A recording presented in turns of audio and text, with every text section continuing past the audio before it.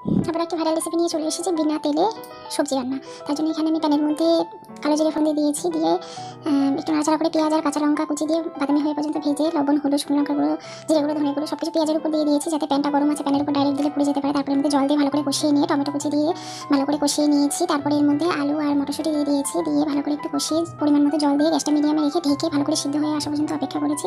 মাঝে মাঝে ঢাকা সরিয়ে একটু নাড়াচাড়া করে দিয়েছি। প্রায় 20 মিনিট মতো বাদে আমি ঢাকা সরিয়ে দেখতে পাচ্ছি এখানে আলুগুলো ভালো করে নরম হয়ে গেছে। আমি একটু ভাতা দিয়ে ভালো করে কুটে দিচ্ছি যাতে তরকারিটা একটু মাখো মাখো হয়। তারপরে এর মধ্যে আমি ধনেপাতা আর গরম মশলার গুঁড়ো দিয়ে এটা আমি সার্ভ করে দিচ্ছি। রেডি হয়ে গেছে আমার বিনা তেলে সবজি। এই যে দেখতে পাচ্ছেন সবজিটার কালারটা কিন্তু খুবই সুন্দর এসেছে। আমি এবার টেস্ট করে দেখাবো আপনাদেরকে। পুরোটা কিন্তু আমি খাইনি, বাড়ির সবাই মিলেই টেস্ট করেছে, সবাই বলছিল খুবই ভালো হয়েছে। গরম গরম আমিও টেস্ট করতে বসে গেলাম।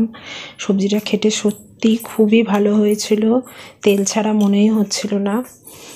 আপনারা বাড়িতে কিন্তু ট্রাই করে দেখবেন অবশ্যই, আপনাদের আশা রাখছি ভালো লাগবে। একটা হেলদি রেসিপি।